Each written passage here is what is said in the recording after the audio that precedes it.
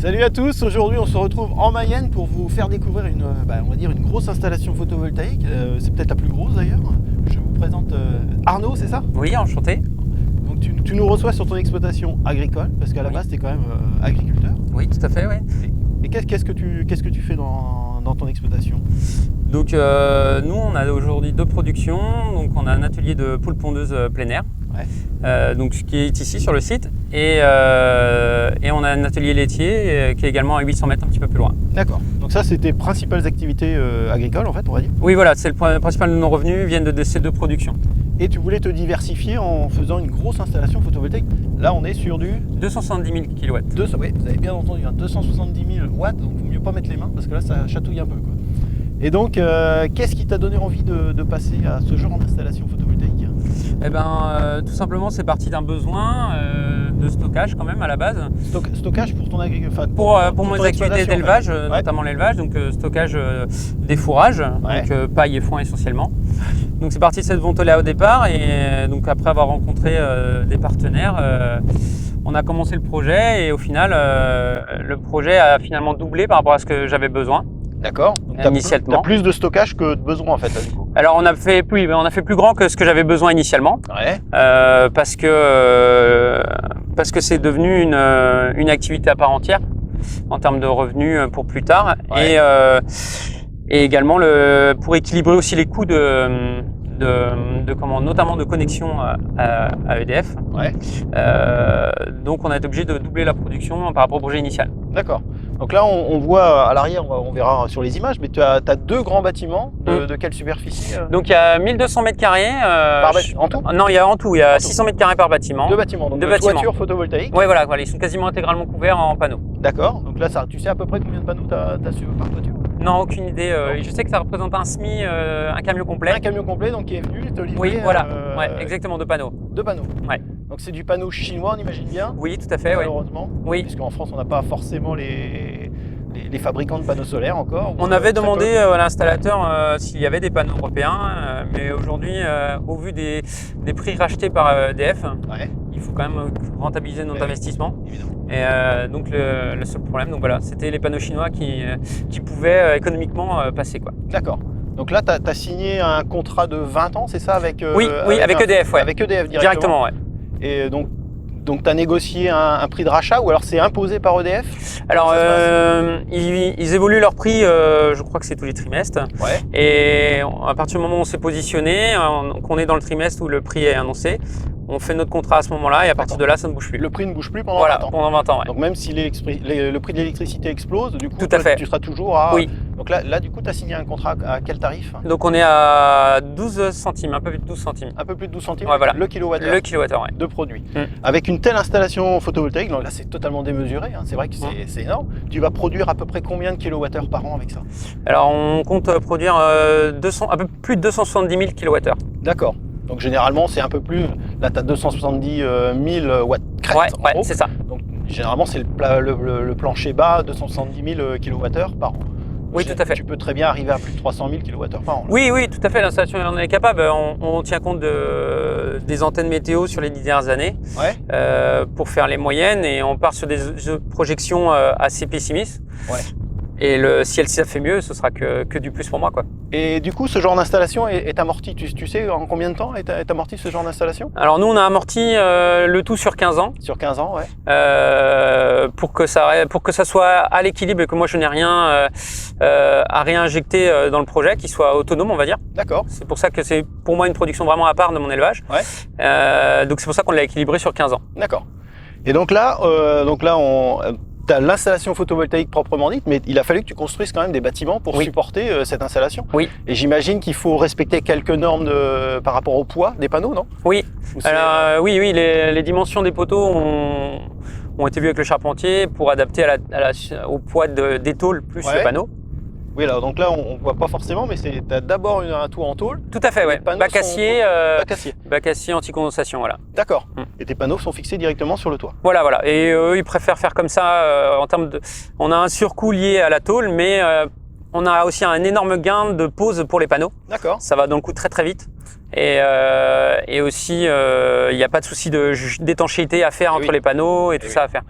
Donc c'est beaucoup plus simple, plus facile et au final, ça revient pas plus cher que de poser une toiture de panneaux directement sur la charpente. D'accord. Toute cette installation photovoltaïque représente à peu près combien de foyers, tu sais, en électricité ou pas? On a fait, d'après les estimations, on est entre une 50 et 60aine de foyers alimentés, qui peut alimenter les panneaux. Ce qui est pas rien quand même. Oui. Là, vu ce qu'on voit installé, ça fournit quand même de l'électricité entre 50 et 60 foyers. Oui, tout à fait. Donc c'est plutôt pas mal. Mais on imagine quand même qu'il faut quand même énormément d'installations photovoltaïques pour fournir énormément de foyers en fait. Oui, tout à fait, puisque ça ne produit qu'une partie de l'année. Comme on est sur des installations, on n'est pas à l'optimum non plus de la production des panneaux. Il faudra une inclinaison beaucoup plus importante, une exposition. Là, on n'est pas tout à fait plein sud. Donc ces petits paramètres-là font qu'on n'est pas non plus à l'optimum. T'es à combien d'inclinaison au niveau des toitures? Donc aujourd'hui, on a 22%. 22%, d'accord. Donc c'était un choix de ma part de ne pas vouloir plus pour que les bâtiments aussi soient fonctionnels. Ouais. Parce que il y a aussi l'aspect des bâtiments, praticité. Et si on montait à des plus de 30%, on perdait en fonctionnalité des bâtiments. D'accord. Et est-ce qu'il y a une législation par rapport à une telle installation, par rapport à l'environnement ou quelque chose? On est soumis à permis de construire. S'il y a des réglementations locales sur le type de revêtement extérieur et tout, on doit respecter. Mais sinon, ici, on n'avait rien de spécifique. D'accord. On a juste choisi les couleurs des bardages par rapport à la couleur du poulailler pour que ça soit harmonieux. Oui, mais là, dans le paysage. Ça n'a rien à voir avec l'installation photovoltaïque. Là. Non, tout à fait. C'est vraiment un bâtiment. Ouais, on a essayé de l'insérer. On essaie quand même de l'insérer dans le paysage. Il y aura un bardage sur le pignon extérieur d'un des bâtiments. D'accord, qui va être fait après. Qui va être fait après, ouais. D'accord. Donc, évidemment, cette installation, tu l'as faite installer par une entreprise. Tu l'as pas faite toi-même. Non. Est-ce que, je sais pas si tu sais si c'est possible d'installer ce genre d'installation soi-même? Je sais pas.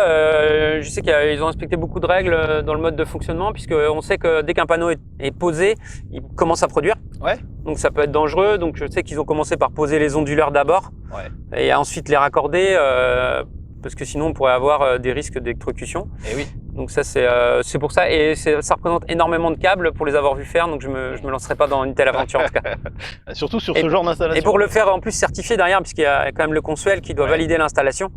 Donc là le Consuel est passé ou pas pour valider ton installation? Donc c'est très très prochainement, c'est dans les jours qui vont venir, ils vont valider l'installation et ensuite on pourra se connecter au réseau. Donc là il faut savoir que pour l'instant cette installation n'est pas connectée au réseau. Tout à fait. Parce que tu attends le passage du Consuel pour l'activer en fait, c'est juste relever le disjoncteur. Voilà, c'est ça, le Consuel va venir, va nous donner le tampon de la certification comme quoi mon installation respecte les normes de sécurité et peut être connectée au réseau. Et ensuite EDF va faire venir quelqu'un et va venir brancher. Ah oui, c'est quelqu'un, un technicien d'EDF qui vient. Oui, ce n'est pas le Consuel, non, c'est le technicien d'EDF qui viendra brancher et l'installateur sera présent pour qu'on fasse la mise en route et le suivi des panneaux. D'accord. Alors là on voit il y a énormément de panneaux solaires. Est-ce que tu sais comment ils ont été branchés en parallèle série ou c'est un mix des deux peut-être? Il me semble que c'est un mix des deux pour les avoir vus faire. Chaque ligne est branchée sur une connectique. Mais par contre à chaque ligne il y a une connectique différente. Donc ce qui fait qu'elles sont indépendantes. Si un panneau sur une ligne était défectueux, le reste des autres lignes pourrait produire. D'accord. Donc toute ta ligne qui aurait un panneau défectueux s'arrêterait de produire, tout à fait. Évidemment, mais tout le reste pourrait continuer à produire. Voilà, c'est ça exactement. C'est l'avantage de la mise en parallèle en fait. Voilà, exactement. Puis ça évite ça et ça évite aussi des échauffements de panneaux. En termes d'assurance, l'assureur nous avait demandé le type de montage et justement il privilégie ce genre de montage. D'accord. L'assureur demande le type de montage par rapport à... Oui, il demande plein de choses l'assureur. Le type de montage, respecter... si on met du fourrage, respecter des distances de 1 mètre avec les panneaux. Par rapport à ce qu'il y a stocké en dessous. Voilà, pour ce qu'il y a stocké en dessous. On doit avoir une visite annuelle, de notre technicien, un contrat d'entretien, ce qu'on appelle, qui doit vérifier les connectiques. Ah oui, tous les ans, donc tu as un technicien qui passe. Voilà, donc en fait, l'assureur nous demande de signer un contrat d'entretien avec l'installateur. Donc l'installateur nous le propose, il n'y a pas de souci. Et ce contrat d'entretien permet donc de vérifier donc les connectiques, vérifier avec une caméra thermique s'il n'y a pas des échauffements au niveau des panneaux. D'accord, Et on doit aussi avoir des extincteurs donc qui vont bientôt être arrivés, des extincteurs au niveau des onduleurs, puisque c'est là en général que la puissance arrive. C'est là que les feux peuvent démarrer. D'accord. Donc on a ces normes-là à respecter, c'est un surcoût, mais il faut en tenir compte quand on fait ces projets-là. D'accord. Donc là, pour toute l'installation, tu sais combien tu as d'onduleurs d'installer ou pas là? Alors il y a 2 onduleurs, un par bâtiment, c'est tout. Ah d'accord. Ouais, c'est des gros onduleurs. Gros onduleurs, on va 135 kW je crois chaque onduleur. 135 kW. Voilà, chaque onduleur a son armoire par bâtiment, et après les 2 onduleurs sont assemblés ensemble et vont à mon compteur Linky. D'accord. Donc là, compteur de production. Là, c'est vraiment une installation à part puisque c'est pas réinjecté dans ton exploitation. Non, tout à fait. Donc l'électricité, tu ne l'utilises pas. Non. Tu revends la totalité de ta production. Oui, on a choisi dès le départ ce type de projet. On voulait pas l'autoconsommer tout simplement parce qu'on n'en consomme pas assez. Nous ici, le bâtiment n'a pas de chauffage. La seule chose qui fonctionne, c'est la machine pour ramasser les œufs, donc qui fonctionne une petite heure par jour. D'accord. Et après, on va avoir les systèmes d'alimentation qui vont fonctionner 10 minutes, 5 fois par jour, des choses comme ça. La lumière le matin et le soir. Donc en fait, c'est pas en adéquation avec la production de mes panneaux. Et puis c'est peut-être le tarif est plus important, je crois, quand tu es en vente totale qu'en surplus. Tout à fait, oui. À partir du moment où c'est nettement plus important. Donc c'est pour ça aussi on a choisi de vendre la totalité. La totalité, ouais.